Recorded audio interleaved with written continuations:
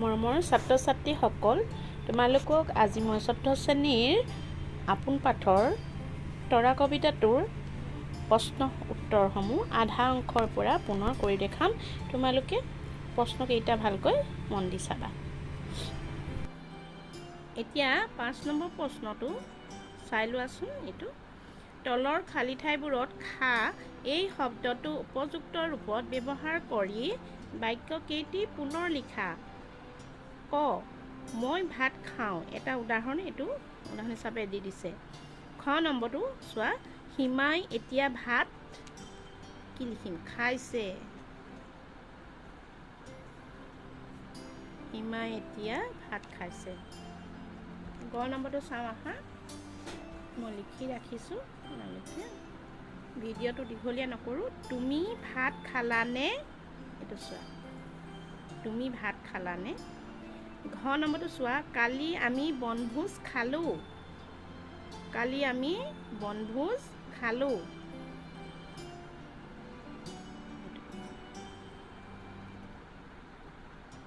তাৰ পাছতে ঙ নম্বৰটো চোৱা, যোৱা ৰবিবাৰে সি মাছৰ আঞ্জাৰে ভাত খাইছিল।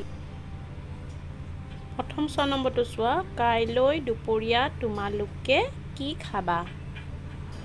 এতিয়া ৭ নম্বৰ প্ৰশ্নটো চোৱা, তোমাৰ চাৰিওফালে সদায় দেখি থকা গছ, নৈ, আকাশ, বেলি, পথাৰ, চৰাই আদিক লৈ কল্পনা কৰি কবিতা লিখিবলৈ চেষ্টা কৰা।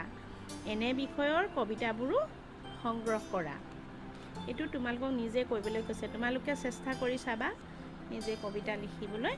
৮ নম্বৰ প্ৰশ্নটো চোৱা, পঢ়া, বুজা আৰু লিখা। য'ত, কলমটো য'ত আছিল তাতে থোৱা। যত, ঘৰত যত কিতাপ আছিল সকলো পঢ়িলোঁ। ক'ত, মোৰ কলমটো ভণ্টিয়ে ক'ত থলে বিচাৰিয়েই নাপালোঁ। কত, আমাৰ পুখুৰীত কত যে মাছ ওলালে। ক'ত, মিস্ত্ৰীজনে আজি ক'ত কাম কৰিলে।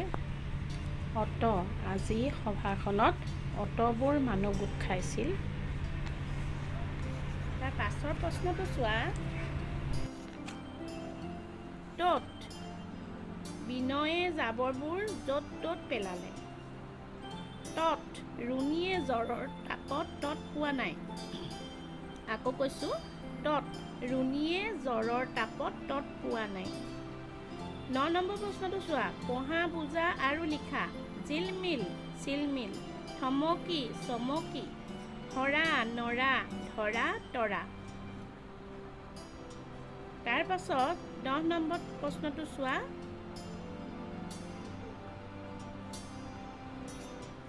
ক নম্বৰ, আকাশত তৰাবোৰ ক নম্বৰটো চোৱা, আকাশত তৰাবোৰে জিলমিল কৰিছে।